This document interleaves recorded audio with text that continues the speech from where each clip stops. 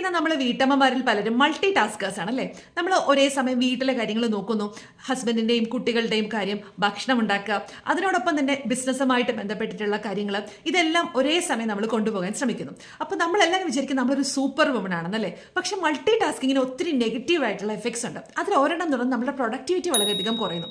രണ്ടാമത്തെ കാര്യം, നമുക്ക് ക്വാളിറ്റി ആയിട്ട് കാര്യങ്ങൾ ചെയ്യാനായിട്ടുള്ള ബുദ്ധിമുട്ട്. ഒരു കാര്യത്തിൽ ചെയ്തുകൊണ്ടിരിക്കുമ്പോൾ തന്നെ നമ്മുടെ ഫോക്കസ് കംപ്ലീറ്റ് ആയിട്ട് ഒരു കാര്യത്തിൽ മാത്രം നമുക്ക് ശ്രദ്ധ കേന്ദ്രീകരിക്കാൻ പറ്റത്തില്ല. അത് നമ്മളുടെ സമയത്തെയും വളരെ എഫിഷ്യൻ്റ് ആയിട്ടും എഫക്റ്റീവായിട്ട് ചെയ്യാനായിട്ടുള്ള ബുദ്ധിമുട്ടുകൾ ഉണ്ടാക്കുന്നു. മൾട്ടി ടാസ്കിങ് നമ്മൾ ചെയ്യുന്ന സമയത്ത് നമ്മൾ ഒരു കാര്യം ഓർക്കുക, നമ്മൾ സൂപ്പർ ഹ്യൂമൻസ് ആകാൻ ശ്രമിക്കുമ്പോൾ നമ്മൾ എപ്പോഴും നമ്മളുടെ ഗോൾസ് എന്ന് പറയുന്നത് അത് പ്രയോറിറ്റൈസ് ചെയ്തിട്ട് നമ്മൾ ഏത് കാര്യത്തിലാണോ ഇൻവോൾവ് ചെയ്യുന്നത് അതിൽ ശ്രദ്ധ കേന്ദ്രീകരിക്കുക. അത് നന്നായി ചെയ്തതിന് ശേഷം അടുത്തതിലേക്ക് വരിക. അതിപ്പോൾ ബിസിനസ് ആയാലും വീട്ടിലെ കാര്യമായാലും മിക്സപ്പ് ചെയ്തിട്ട് ഒരേ സമയം എന്നെ കൊണ്ട് എല്ലാം ചെയ്യാൻ സാധിക്കും എന്ന് വിചാരിച്ചിരിക്കുമ്പോഴാണ് നമ്മളിലേക്ക് ഒരുപാട് ടെൻഷൻസും ബേൺ ഔട്ട്സും ഒക്കെ ഉണ്ട്. തന്നെ മൾട്ടി ടാസ്കിങ് എപ്പോഴും നല്ലത്.